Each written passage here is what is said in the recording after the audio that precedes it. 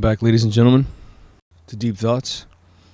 Today's episode's called Finding the Matrix. I think everyone knows that the Matrix today has a series of definitions, none of them which are direct equals to each other. So that mandates that I define what I'm talking about, right? The Matrix I'm talking about is essentially the machine, the location, the relationship we have with whatever force, whatever rules, whatever mechanism holds together our reality as we know it today. And as we don't know it today. That adds a little bit of definition, but what the hell am I talking about? Well, in the movie The Matrix, which obviously is a brilliant creation of the Wachowski brothers, I don't give a shit if somebody says they stole the idea from someone else. You still didn't write the dialogue, you still didn't choose the characters, you didn't do the costume design, the music, or put it together as a movie.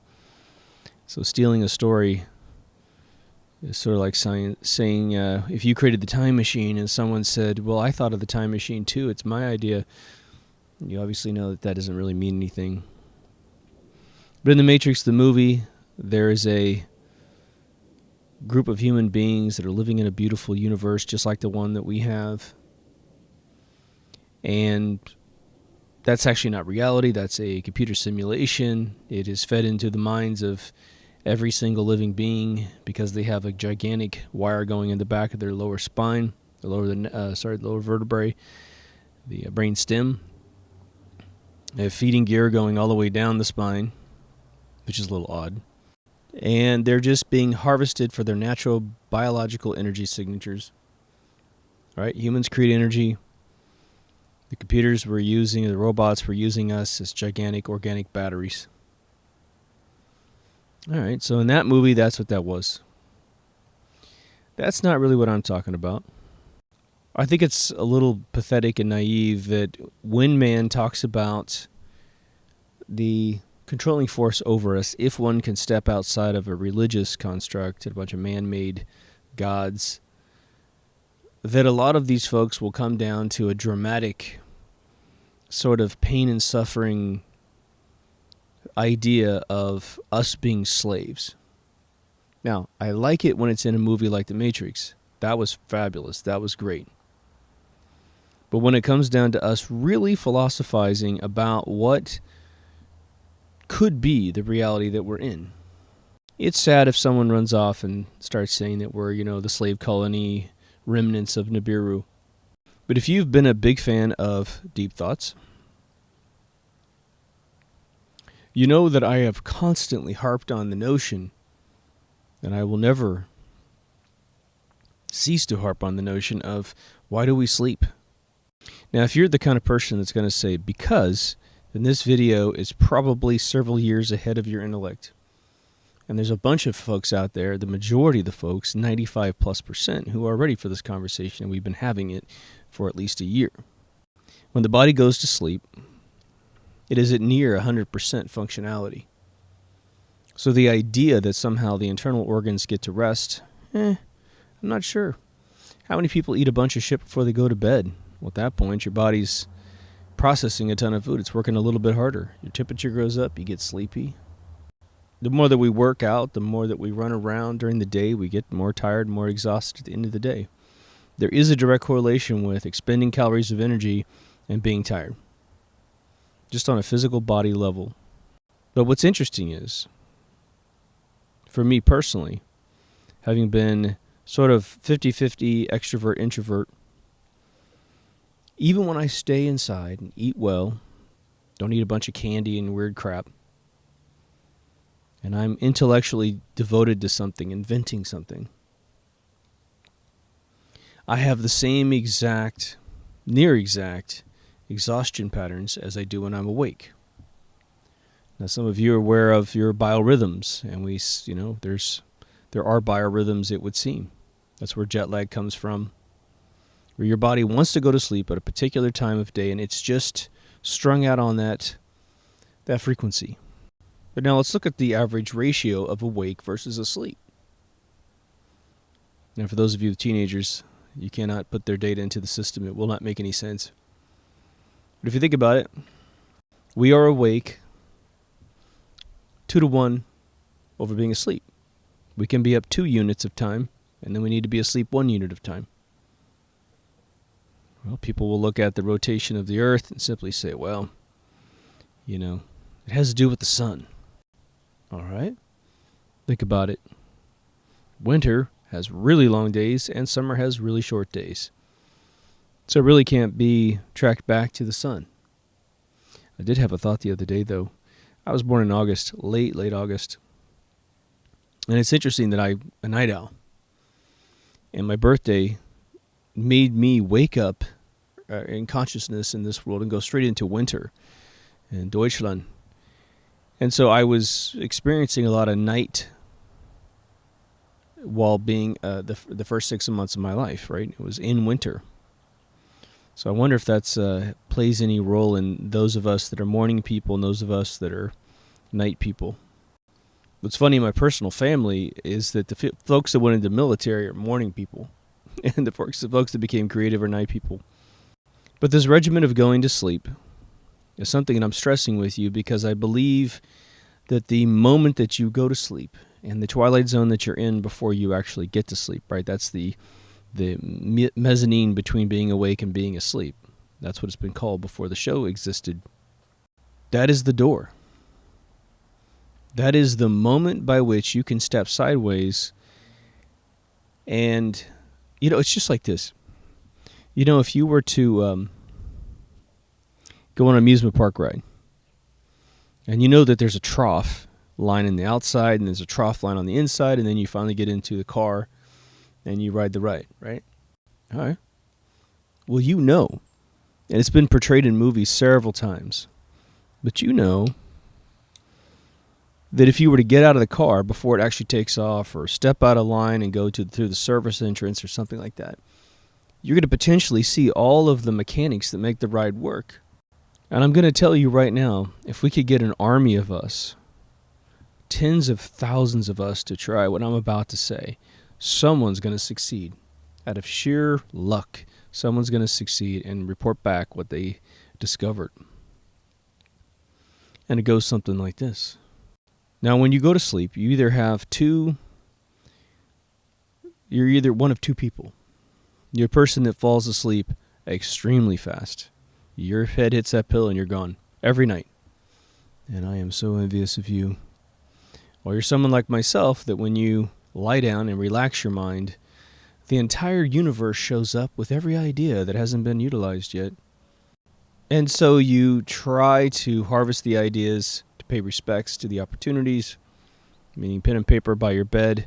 Maybe even you have to get up. But eventually you do get to the point where you've harvested all the ideas, even if you can't go to sleep, and then you try to go to sleep. There's nothing worse than trying to go to sleep.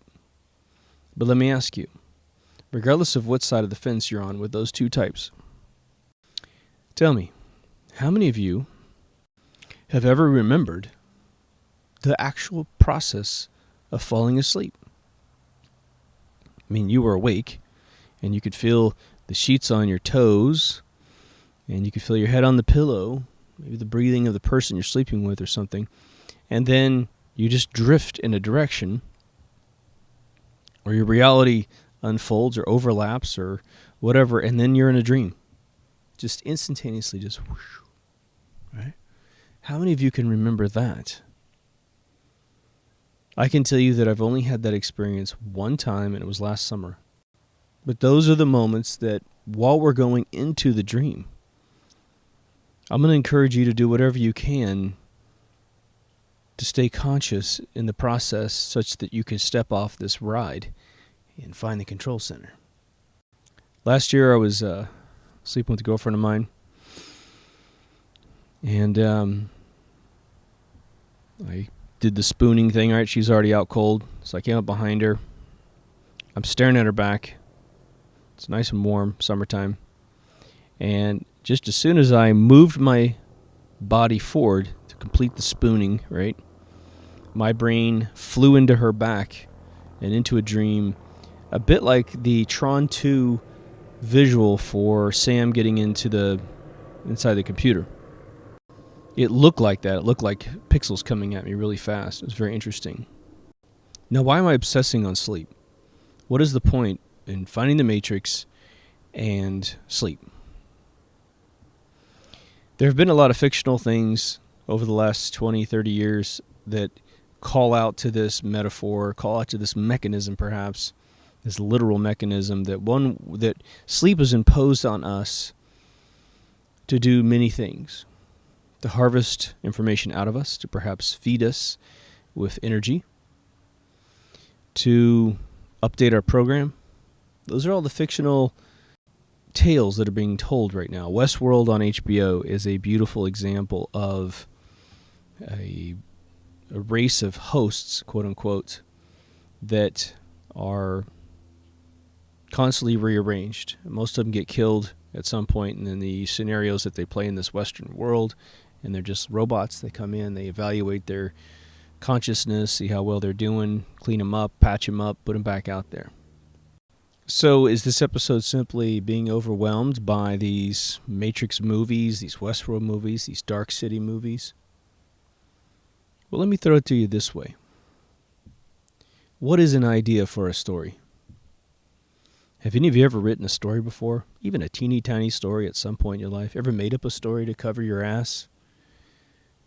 Now, if you're making up a story to cover your ass, you're working with a lot more material to begin with. But if you make up a story completely from scratch or reach into the universe to grab one, what you'll notice is that there's this amazing moment that feels a lot like the moment you're trying to go to sleep. Your mind is sort of empty, or you want it to be empty, and it's full of all the day's events, and you're trying to knock out all the day's events because you're trying to come up with an original story, right?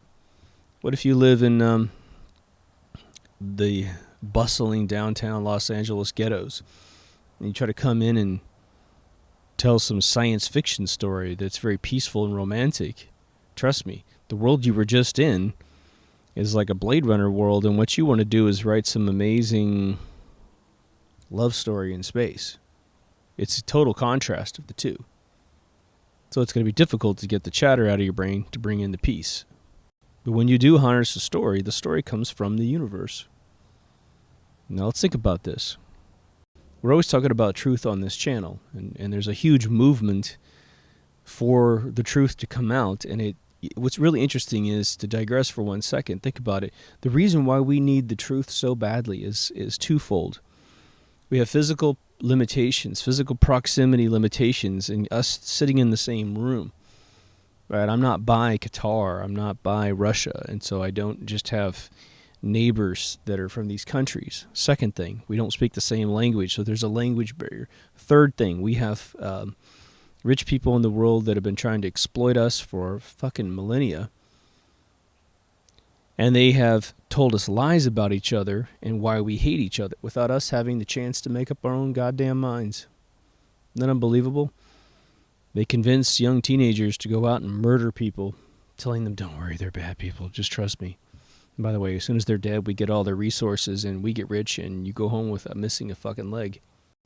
You should feel patriotic about that, by the way. So we have this gigantic, multi-dimensional bag of fucking lies, right? We have this scientific community lies to us because you have a bunch of old people that aren't that smart. They don't know how to become smart, and so they take the last thing that sounded clever and they say it's the truth. And there you go. Douglas Adams in Hitchhiker's Guide to the Galaxy, I believe the very first book, he writes about a scientist that invents an amazing machine, and he eventually gets lynched by all the other scientists because they finally realized that the one thing they couldn't stand more than anything else was a smartass.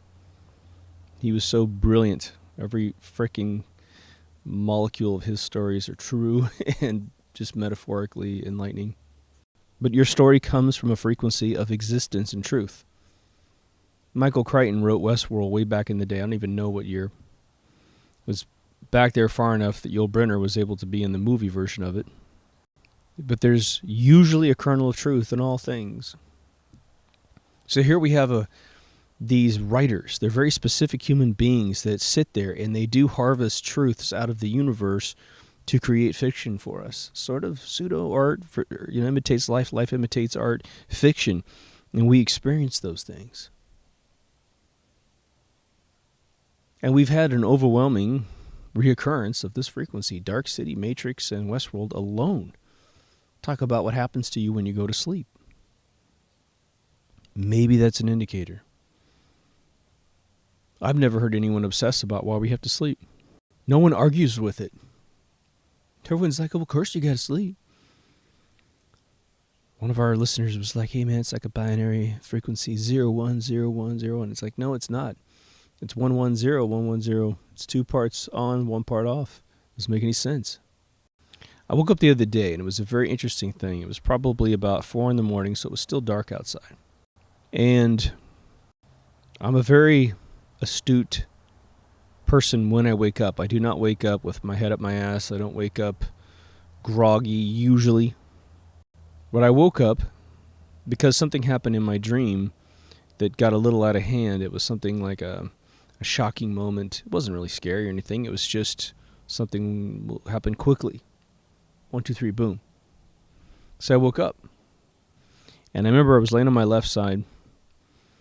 And I woke up and I'm looking at my eyes, looking out of my eyes. And my room was a bizarre sort of screen of blackness, I would say, with various sort of super dark blue elements in it.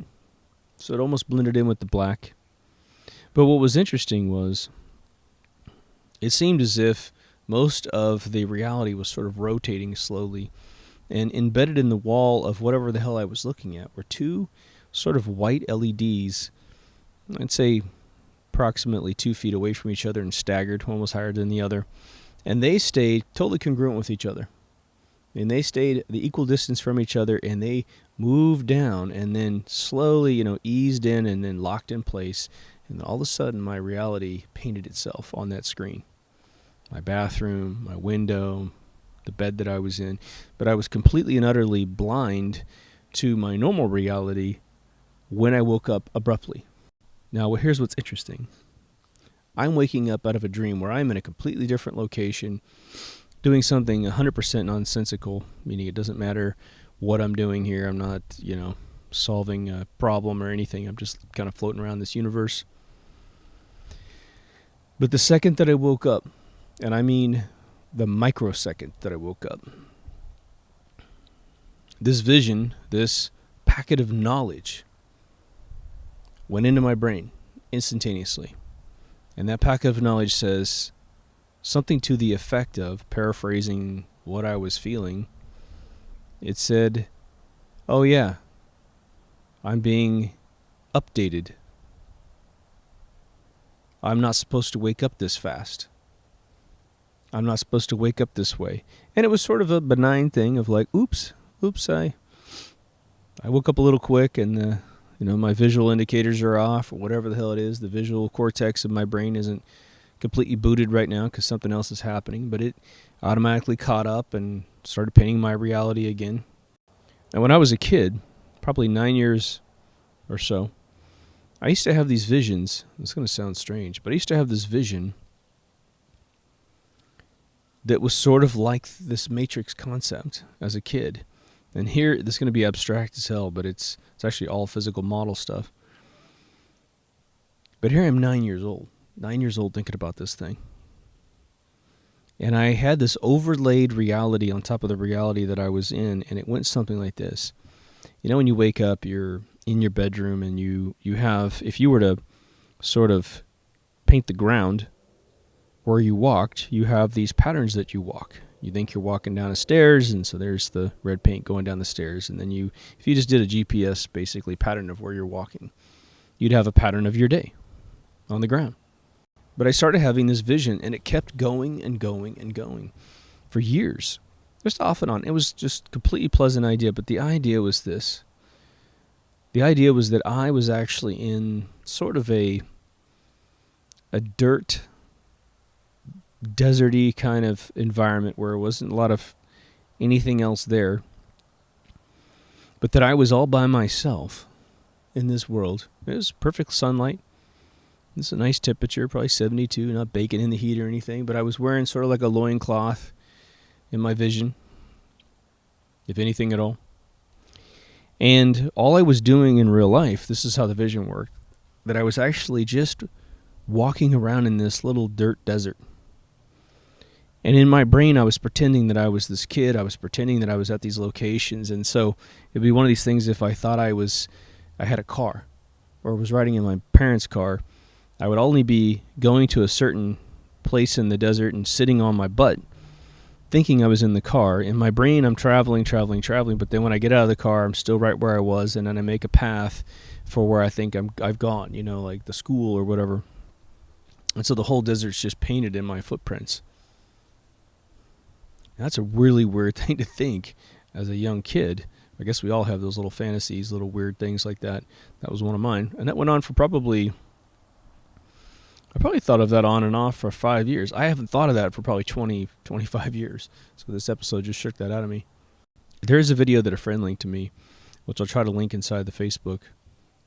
I have to see if I already did it. I might have already done it. But it's a really beautiful, high-def documentary visiting people who have had out-of-body experiences, also known as near-death experiences in this particular case. And you hear all of their experiences of being in car wrecks, getting sick. And what's really beautiful about this is, one, it seems that at least 80% of the people talking are visibly highly intelligent human beings. And they don't seem like the kind of people telling UFO stories that need to be, look at me, look at me. The other 20% or so, I would say you can't read them that well, but they don't seem to be in the me show gear, but they're sort of more stoic. But it's very interesting because one of the women, there's only, I think, one woman in the documentary, and she talks about having her near-death experience in the mid-50s. She's an older woman. And, a lot of their stories correlate with this bright light. There's all kinds of different colors. Some people think it's green, some people think it's yellow, some people think it's white. But they always say, look, as soon as you get to the other side, you have this amazing comfort that everything's okay. Just immediately, before you get visited by anyone, it's all good. But this woman said something that was very Westworld, which I thought was super ironic that this video comes out. Westworld's on television, which is one of the best shows on TV right now on HBO Go. Definitely worth the monthly subscription, in my opinion. And she says that when she got to the other side, there's, I think, a male host that came and got her. I don't mean to say host as a Westworld host, but it wasn't a relative, all right? It was some arbitrary person. And he takes her down a hallway that she said, well, it looked a lot like a school configuration with there's doors on the left and right side, And she said that inside each one of the rooms, which seemed to have transparent walls made of glass, which is very Westworld, she said that people were on these computers. They had really thin, wafer-thin keyboards, backlit in various prime colors. Now, if someone told you that, you'd be like, yeah, so what? But this is 1954, 55. What was the climate of the world technologically? Computers were the size of gigantic warehouses. They were used by the military to calculate trajectory of battleship artillery. They were not something you had in your home for sure. If you really know what's going on in that era, and if you'd ever seen one, the keyboards were typically attached to the monitor terminal that you're looking at.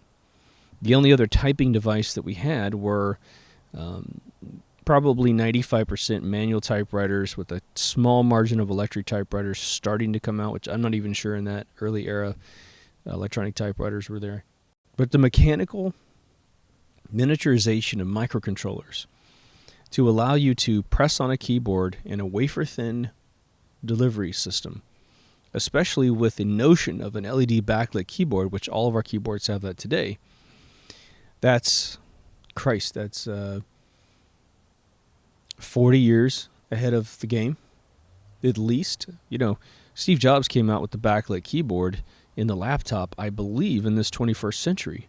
He's talking about nearly 50 years ahead of the game, 55 years, 60 years. So how is she envisioning things that don't exist? And she was told it's not your time. But everything's going to be okay. You're totally okay no matter what, and you're going to be fine when you come to the other side for permanent stay. Now, for those of you who are Westworld fans, and if you have any concerns of whether or not you're a host or a guest, the notion is the people giving these stories are definitely not hosts, because you don't get to continue living outside of the illusion if you're not real. But what is the, I've mentioned this before, but we're talking about the esoteric nature of this whole thing. What is Westworld? Westworld is a circular disc that's painted to look like Southwest America, sort of the Interstate 10 Arizona area, and you go there to vacation. You go there to vacation, you are called a guest, and everyone is a robot android thingy is called a host. And you go there simply to have fun.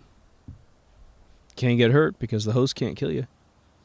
What's really weird about it to me is that two guests could definitely get pissed off at each other, get in opposite storylines and want to shoot at each other. And I'm not sure they've really ever explained that in all the episodes that I've seen.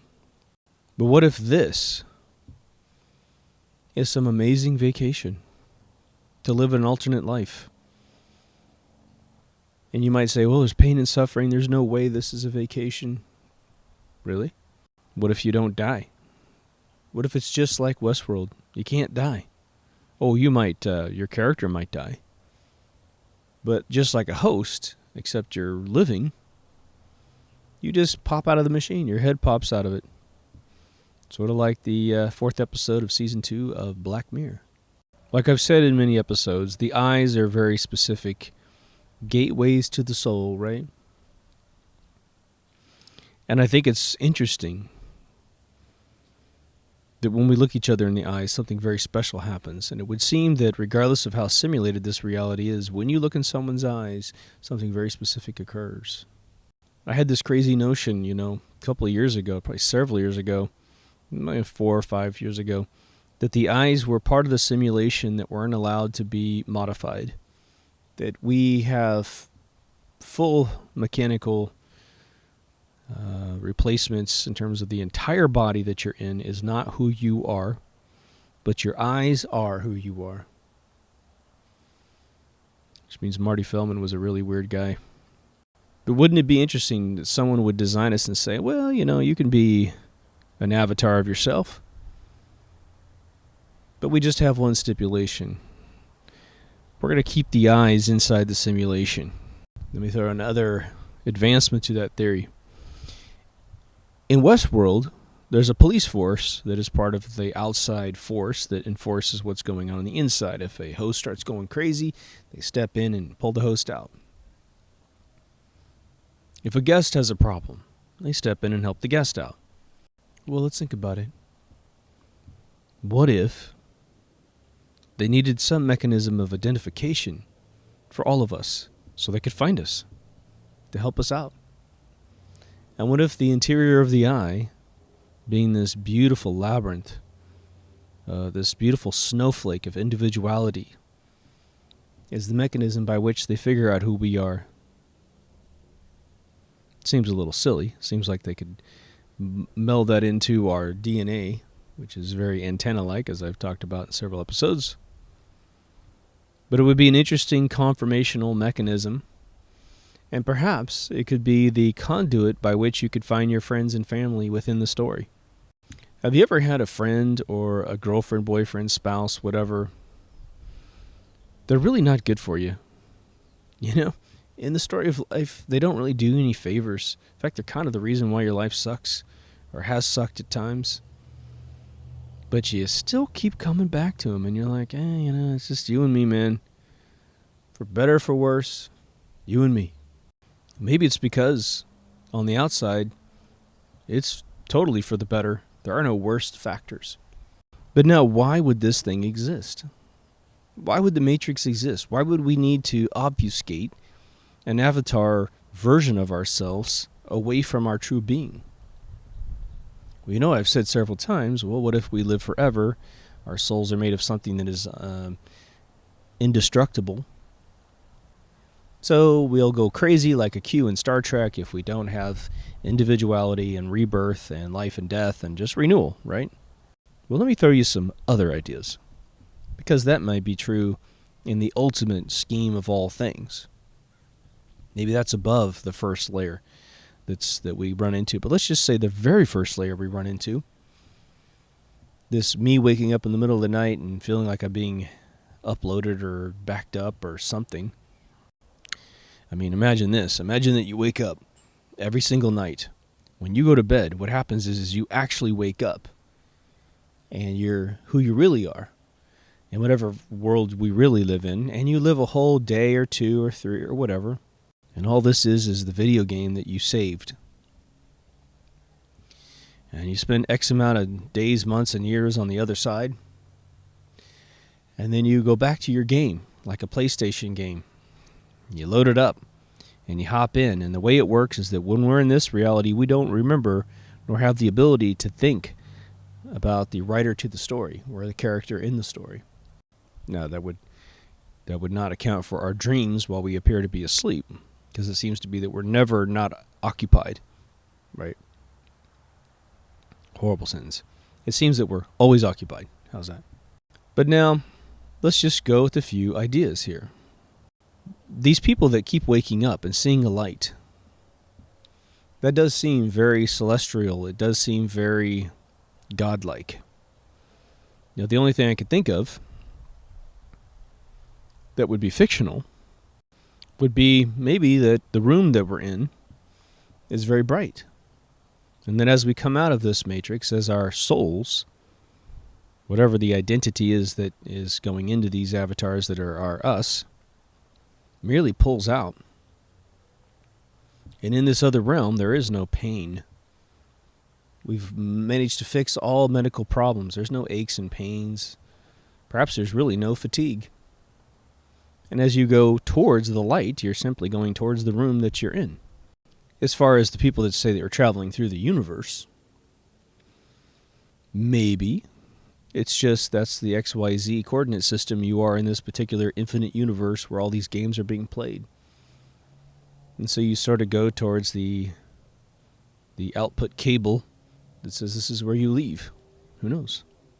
Sounds a little silly, doesn't it? But now, what if this reality is modeled after the one that we really exist in? Now, this is not a new idea, what I'm about to say, but it's something that's sort of interesting to remind yourself about, I think, right now. What if a bunch of us are traveling from point A to point B, and in the blackness of space? Maybe because we want to, maybe because we have to. And that journey is going to take a really long time. And so in order to conserve on resources, in order to make sure that we do not lose our minds in the vacuum of space, yes, I understand, space may not exist, but just go with me on this idea, because this is a mechanical pattern that could be, you could substitute the things that I'm saying and still come up with a reason that this could be true. But the reason why we're in this matrix right now is simply to survive a really long journey, or otherwise we might go mad. I don't really believe that necessarily. But I think it's interesting, the woman that said that she met a guy, I think she's under 10 when she had the experience, and she sees all these people with computers, with backlit keyboards. That could be she just reached into a future timeline when she was knocked out, and time isn't linear to the soul, and so she was able to look forward. But the fact she met an individual who identified himself, at least in symbol, and walked her through as a very human being, right? 2 legs, 2 arms, that whole thing.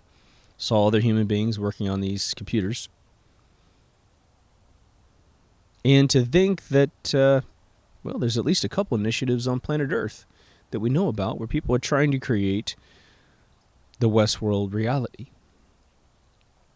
You have Kurzweil up there in Mountain View on the Google campus. He is trying to create what's called the singularity. He believes that the human mind is nothing more than a bag of chemicals and little switches. So he's trying to create an artificial intelligence that will eclipse the intelligence of man, which, as soon as you take all the written works of man and put it into a computer and write pretty good database lookups, you could technically say you have a computer smarter than man. But you know what we're talking about. Organic thought, the James T. Kirk ability to think outside the box and solve problems that everyone thought was impossible. But now, why ask this question? I'm always asking that question, right? Why does it matter that we might discover the ecosystem of our true being? How weird would it be that your consciousness, or I should say your soul, right? Your consciousness is sort of the amalgamation of your soul, your body, and your mind. That's what we call consciousness, right? It is three different things coming together. But let's just say your soul, which is your ultimate level of sentient thought and identity. What if it did leave this world and have a family outside this world, a life outside this world? And you're simply bringing it back into this simulation to play this game one more day. And in your mind, in my mind, there's no time that's missing. Or maybe there's just restrictions. Maybe there's linear time and we're only allowed to leave for as much as we go to sleep. Have you ever gone to sleep and you had amazing frickin' sleep? Get to bed 10 to 12, and for whatever reason, you wake up 12 hours later and you feel like you never slept. You ever had that? Isn't it weird that it feels like, well, geez, it feels like I just lived a whole life. Like I tell you, my dreams are insane on the other side. My dreams appear to fill up all the time because I will wake up and roll over and I'm totally sentient the second I wake up. And so I don't necessarily have a clock around me or anything that I look at the time. I have no clock in my house that shows the time besides those that are built into the oven and I guess it's just the oven. Yeah. Probably my cell phone, right? But let me throw this at you as part of this exploratory conversation about the Matrix. Let me ask you this, man. Do you believe that you have the right to just go to heaven anytime you want? Based on the paradigms of religion that we learn? Heaven being what? Heaven is defined really as two things. Where God lives in his pure form. And for all of your relatives that were good people, they're up there too. Depending on your belief systems, right? I think I can answer the question for most of us that 99.9% of you, if you have any belief in a heaven or a destination after this life, you, like me, have initially adopted the idea that that is not allowed. It's not allowed for us to just go to heaven. Why? Well, we have to live a good life here, then we have to die at some point, and then we get judged, and then they figure out whether or not we have the privilege of being in a heaven. Let's rewind, remove religion, man-made religion with man-made definitions of a wrathful, immature, stupid God, and let's just let God be this infinite, omnipotent, virtually emotionless being, but he's constructed of pure love. So by design, he is warm. Now let's look at this Matrix thing and realize that maybe the next level of existence that we're perhaps even in, right? This ecosystem that we're in, which is an ecosystem would be a circle of life that we live, right? We wake up in the morning and then we go to bed at night. We wake up in the morning, we go to bed. We live our life 2/3 of the day and we dream 1/3 of the day, roughly. Some people only sleep 4 hours. But we're in this system, right? What if part of that journey is going someplace else? We simply don't remember that we do it photographically. And the next layer up, that's a part of that ecosystem, a next layer up of consciousness, isn't heaven at all. Even if that exists, it's another form of reality that we have created. We are trying to create virtual reality right now, augmented reality, immersive reality. We're trying to do that right now. We're trying to rebuild the entire universe. The video games have been doing it for decades and decades and decades. For those of you who played coin-op games in the 70s, well, Didn't you feel like you were inside the Space Invaders universe after you played it for 30 minutes? Did you feel like you were a little triangle shooting asteroids back when you played asteroids as a kid? Your brain usurps the screen, makes it your reality. All right. What the hell would stop us from becoming, well, one, the human race manages to live 1,000,000 years, so perhaps in a more peaceful, perfect incarnation in a different part of the universe. Maybe it's this universe, but again, we have our head inside these amazing goggles when we're in this world. What would prohibit us from creating the reality that we know right now?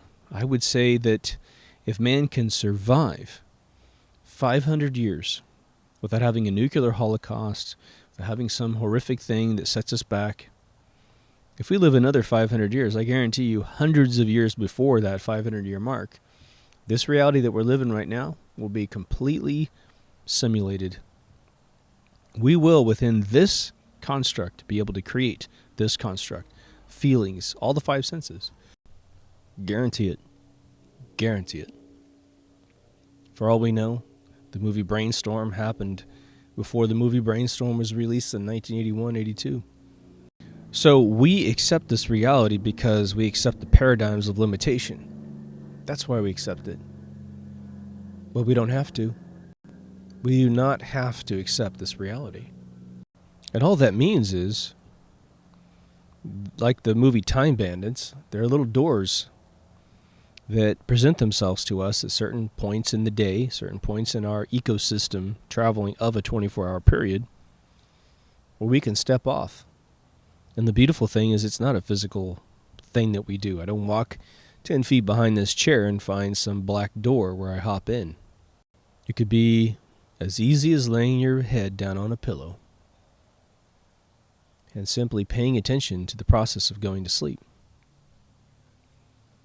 And when you're supposed to go with the rest of the cattle straight into the simulation of dream phase, you step right or you step left.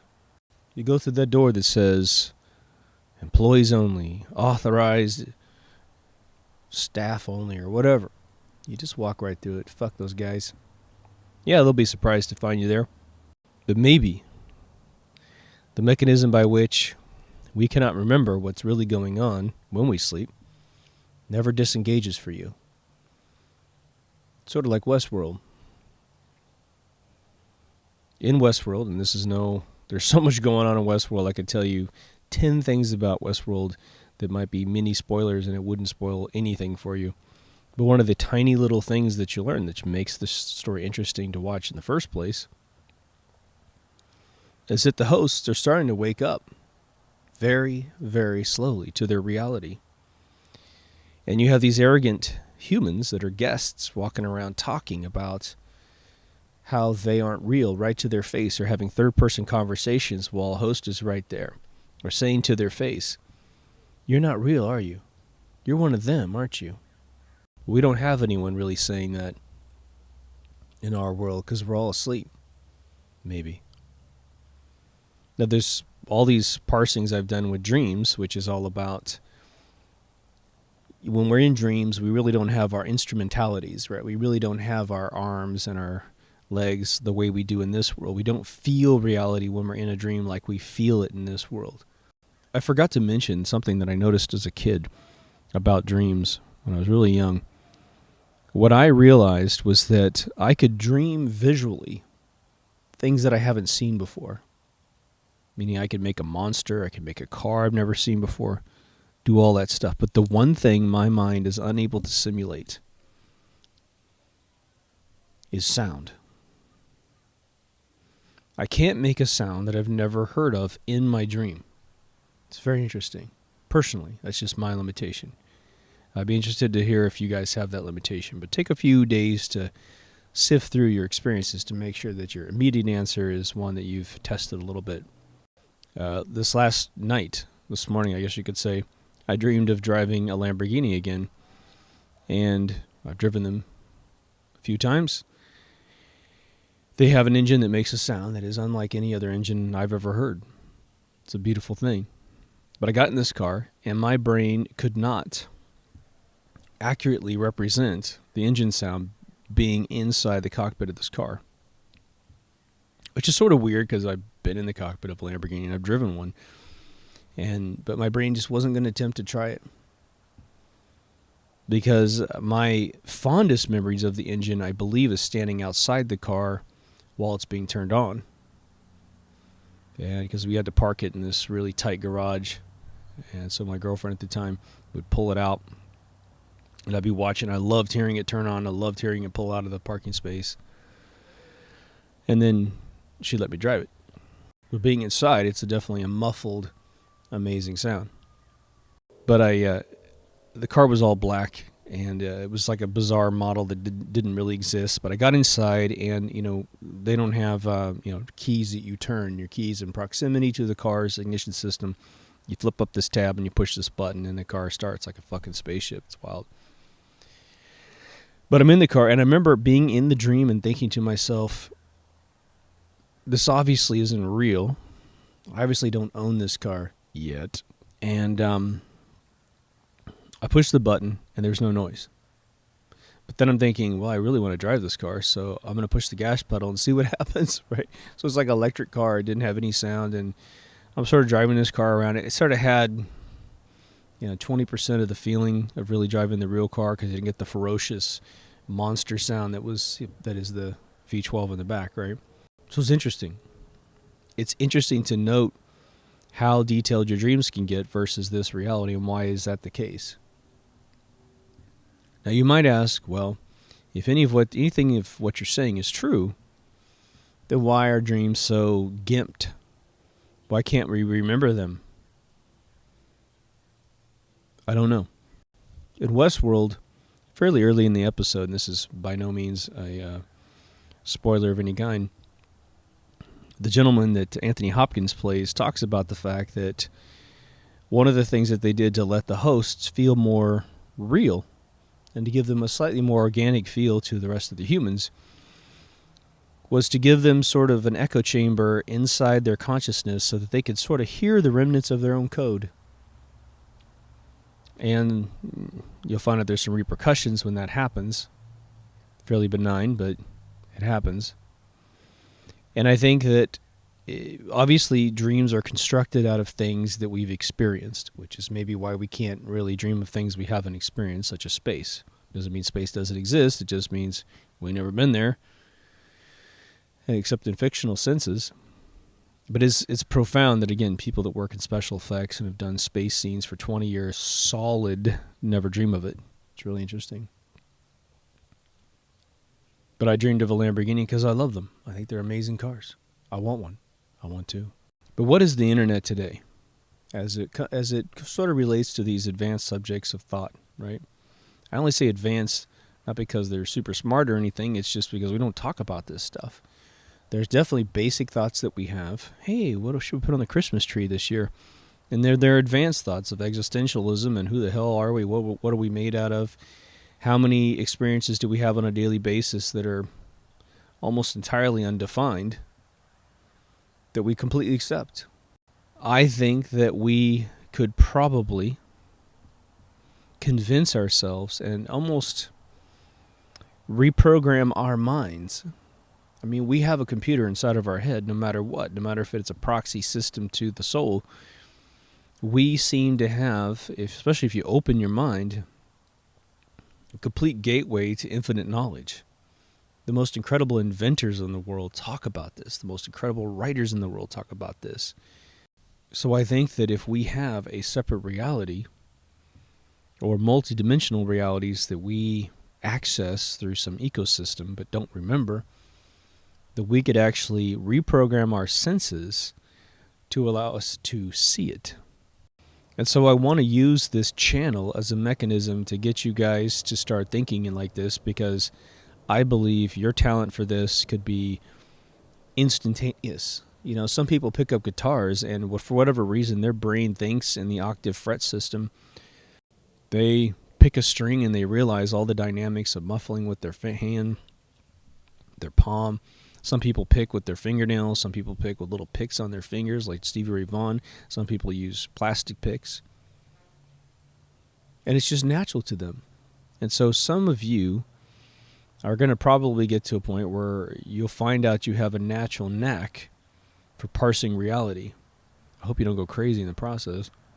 But I've been trying this thing of staying conscious while falling asleep for, I'm going to say, 35 years of my life. I have tried to pay attention, or have paid attention, but I've never, except for one time last year, actually experienced the transitional phase of being awake to being in a dream.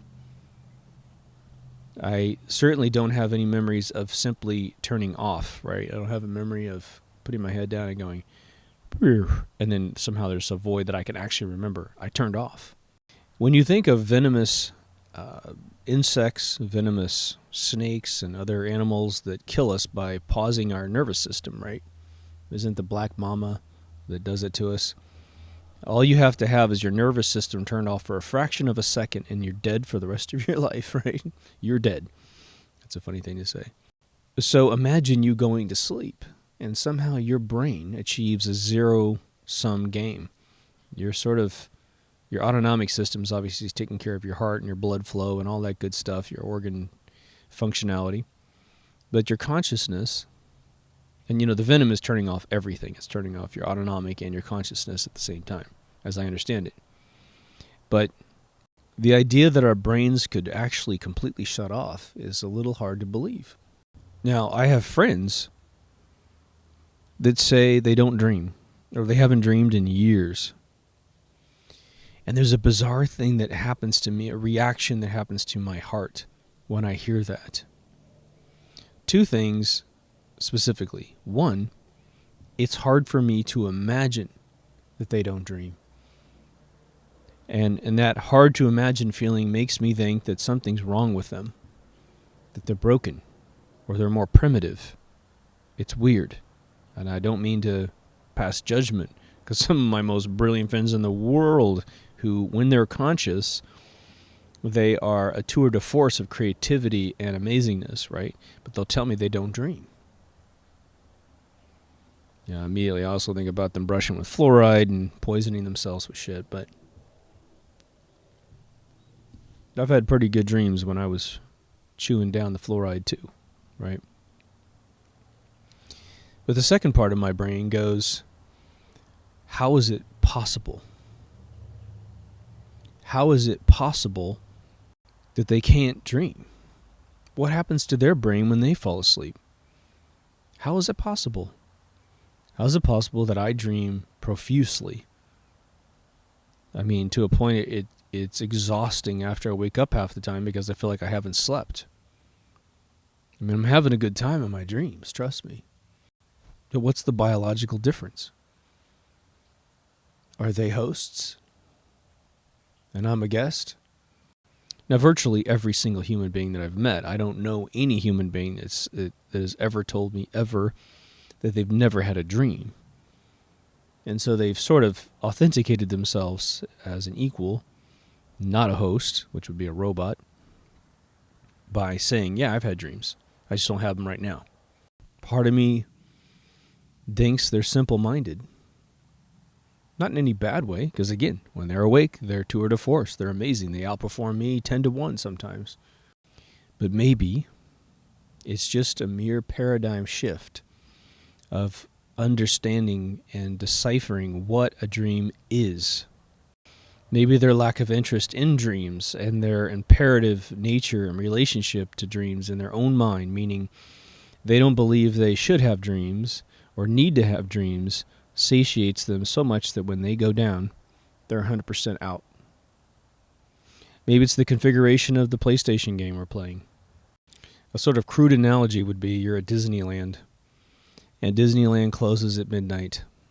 You're supposed to be out of the park by 1 o'clock so they can do maintenance until it starts up again the next morning. And most of us would go home. Yeah, it's time to go home. My feet hurt. I'm exhausted. I've eaten all the candy and sugar. I've ridden all the rides I want to ride. I'm going to go home. And maybe that's the individual that has no dreams. But there's some of us kooks that would say, well, would you let me stay? Can I watch the maintenance program happen? Can I ride a couple of the rides just as you're trying to test to see if they're working right? I'll be more than happy to sit in the car while you run the car around 20 times on Space Mountain. Maybe that's the decision, the difference, the configuration, the setting in the video game that lets us stay around and play with the toys of consciousness, which would be dream world, right? I like Lamborghinis, so I keep dreaming about them. But now what if we could bring the two hemispheres together? What would that do? I'm sure someone's tried it, which is why we don't do it. What am I talking about? Well, you don't forget anything. You go to sleep, and whatever the hell is actually going on when we're asleep is fully memorized. I mean, photographically memorized. If we pop out of this universe and we walk around a hallway with a bunch of people with keyboards, like that woman said when she had the near-death experience, well, what if we knew what we were doing? Now you pop out, you eat some lunch up there in the simulator. Talk to some of your friends. They explain it to you. Oh, yeah, you've only been playing this game for like a couple hours, but how many years do you think you've lived? Oh, I've lived 47 years. Isn't that crazy? Wow, that is crazy. 10 minutes? I've only been there for 10 minutes? Yeah, you know what? And your time's up in like 10 more minutes. So take your lifespan and double it. That's how long you're going to live. Some other dude finds out he's 20 years old and he's only got 1 more minute left. Maybe that's why they don't let us know. Don't take any of that to heart. There's a group of scientists that are trying to crack the universe in the name of dimensions, in the name of a matrix, in the name of a simulation, a computer simulation of reality, and they're trying to do it on a subatomic level. Right? They're figuring out the behavior of energy in the universe. And they're trying to reverse engineer what the world really is from a purely mechanical standpoint. Now, maybe there are clues that can be derived from the physical properties of this universe that would reveal the more conscious-based properties of the universe, right? Our mental state, our souls. But what if that can't be done? What if all you're going to do is find out how the matrix is made? Now, perhaps they do us a favor and they show us how there's some similarities for how we build personal computers and supercomputers and how the universe is put together. But then someone could come in and say, well, of course, the mathematical principles by which the universe is created are bound to echo into your sub-creations because you're pulling the schematics out of the universe and you're simply creating a small miniature version in whatever mechanical device you create. It still doesn't explain who you are. It really doesn't explain where you are. And it certainly doesn't explain the ecosystem that you're in, the hiking path that you go on a 24-hour basis of being conscious, being unconscious, by our definition, right? I want us to crack this, man. The very first step is to have these deep thoughts, conversations about the subject matter, to address all the low-hanging fruit, and then to crawl up the trunk a little bit of this tree to find the branches that aren't quite as visible. Now, my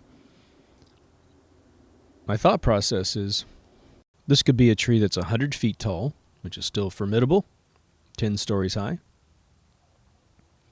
Or it could be a redwood tree that's 1,000 feet high. It could be a lot higher than that. And each one of these branch junctions in the trunk is what we have to explore before we're going to really figure out what the top of the tree is like, which is where this bright light exists, right? All the fictional stories told about, artificial humans that have any dimension to them, they talk about, as they did in Sing the Body Electric, Twilight Zone, written by Ray Bradbury, who I thought Philip K. Dick did write one of the Twilight Zones, and I had to figure out which one it was. But Philip K. Dick took that story and wrote, do robots dream of electric sheep? They all come back to this idea that I guess has been around for the last 70 years, roughly, that if you're going to create an artificial intelligence, that a backstory is really important.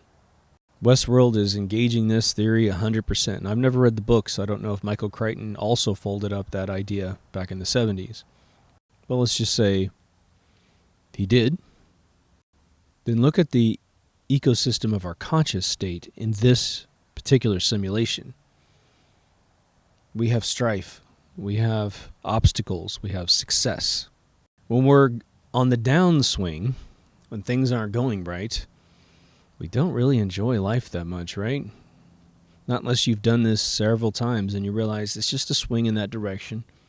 Eventually it bottoms out and eventually you pop back up. Once you realize that's the cycle of life, peaks and valleys, like I've said several times in the show, you start to thrive on the idea that you're going into a dip, because the bounce back is usually going to outdo all the other peaks you've ever experienced in your life. So you think when you're 22, you've experienced the most you're ever going to experience in life, the best moment you're ever going to experience. And then you're 32 and you think, shit, man, this is even better than when I was 22, and then 42, and then 52. It's one of the reasons why I feel uncomfortable around individuals that live in the past. Because I think that they're committed against having a better experience in the present. They're, now do we run the risk of messing up this matrix that we're in, that is probably very balanced and very intentionally created to be balanced, where again I say life is fair because anything can happen to you, not because everything goes right. If we engage the matrix, if we figure it out, if we look behind the curtain and find out that we are in some simulation, whether it be we're forced to be here or we choose to be here, or it's just the way it is, do we injure this reality? I don't know. It's obviously, if it does exist, it doesn't make itself present to us. It doesn't make itself aware to us. So it seems as if there's been an intent to ensure that we don't see it. So are we violating some policy by attempting to find it? Now, Westworld has a very interesting correlation with what I'm saying. I swear to God, Westworld's not done, so I haven't made the special report on Westworld, but I will make a special report on Westworld once it's complete. It'll be a complete spoiler episode, so I will warn you that that's what's going to be happening. If you watch that and you haven't seen it yet, do not watch me talk about Westworld in a special report if you haven't seen the episode, unless you think there's no reason in the world you'd ever watch it. Then watch my episode, and then you'll be enticed. I guarantee it's worth your while. But in the Westworld, this is, again, not trying to spoil anything for you at all. If anything, hopefully this is a sort of a trailer, a teaser as to why you might want to watch it. There's so many things going on in that world. There's just the actors are brilliant, so well cast. But anyway, there is it's a product, right? Westworld's a product for human beings called guests that go in and experience this vacation. They are very clear that it is a very expensive privilege. You must be very wealthy in the outside world to get privileges to go into this world. And they haven't really defined more than a subway and sort of the orientation to going into Westworld very lightly. So you don't really know what the real world's like on the outside, which is kind of clever, because then hopefully they can reveal this at some point. As of this recording, they've only aired 9 episodes. Season finale comes, I guess, next week. You will not want it to end, trust me. But there is a character in the series that is looking for a deeper layer of the game, a secret layer to the game, outside of staying in the normal areas and engaging sort of the wild, wild west, which, I mean, the stories are so clever. You can sleep with prostitutes, have gun battles, you can go on prospecting, treasure hunts, you can get involved with various wars and that kind of stuff. So they've really created these scenarios of the wild, wild west that are just classic Hollywood fun stuff. But there is a thing that is yet to be defined, really, as of episode 9, which is fantastic. Hopefully season 2 takes on this 100%. But there is a hidden level to the game that is much deeper, and I assume much darker, and where guests, I think, I don't know, but where the human guests can be injured and possibly even die if they go to this other layer of the game. We're yet to see what that is, but it's exciting. But now imagine taking that concept into our discussion today that if we come out of the Matrix and we really figure out what's going on, what if we're forbidden to come back? What if we're forbidden to come back into this until we've wiped out our memory of that knowledge? And why would that be the case? Because we would be polluting the timeline of this world. I'm making this show on YouTube. I've got a little over 1,000 subscribers. Okay. What if I figure this out? What if one of you figures it out? And you start posting all over these videos. I've been there. This is what it's all about. Here's how you do it. When you're about to fall asleep, you wiggle your left pinky and you jiggle your right leg, and boom, you're going to be walking sideways and going through all of the back doors and meeting these individuals that take care of our reality. Well, don't you think they've spent a lot of time building this matrix if it exists? They wouldn't want it to be undone. They wouldn't want you to be a celebrity and go on television and say, listen to me, make a YouTube video, right? And say, hey, this is what's really going on. This is how you find it. This is how you realize what it is. So perhaps there's an element of security to this realm, and that's why we're not allowed to see it. There's been a lot of interesting sci-fi stories. Star Trek did this once, and I'll just close on this idea, where the Enterprise, the next generation, found themselves bumping into a planet that had a society on it that had been managed to hide themselves in the universe. And I forgot what the reason was. It's like somehow they don't want to be discovered. They want to stay hidden. I forgot what it was. But anyway, they didn't want to be discovered. So their technique for God knows how many millennia was that if any ship were to find them, they gassed the ship, or I think it was gas, but maybe it was just a beam of sound or something, but it makes everyone pass out on the ship, and they board the ship, and they rewind everyone's brains to not remember being there, and then they put the ship further down the line, and they simply make them not interested in that area of space, and essentially they skip past it, and they don't remember that they actually discovered it. They don't remember having conversations about it. Because the threat is, if you refuse to go along with our program, then we'll kill you. And so everyone goes, oh yeah, that sounds good. Don't kill us. But the problem is that Data was a robot, an android, and he couldn't be put to sleep by this technique, and so he stayed conscious. And so he always knew that they had discovered this location. And so the episode goes that they all wake up, but they start noticing anomalies. Beverly Crusher, the head doctor, was growing some spores in her room, and they seem to have aged several days, if not, I guess, hours or days, way beyond what Data said had happened while they were all asleep, because Data, I think, said, you guys were unconscious for a few minutes or something like that. And so they force him to admit what happened, and he goes, look, and then there come the aliens again, look, we made a deal, and you've broke the deal. And, of course, they figure out, well, the problem is that we didn't cover our tracks well enough. So now we're going to cover our tracks perfectly. You're going to do your little magic trick, and there will be no inquiries to this, and Data will keep his mouth shut. And that's how it ended. But imagine you pop out every night. I pop out every night, and we completely learn where we are. Sort of like that scene in Matrix where Neo's yanked out of his little, pod.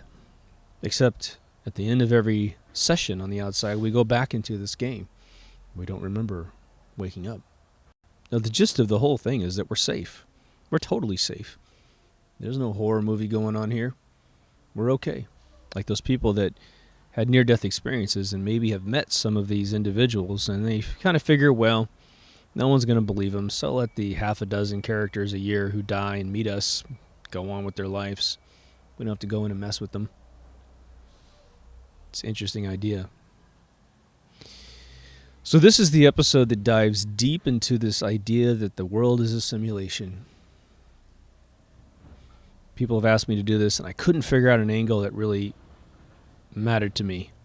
And this is where it kind of combines my own personal journey through trying to decipher the purpose of dreams, the purpose of sleeping, and some of these concepts where we seem to be having a hive mind awakening of the fact that this might be a simulation. It's all over the web.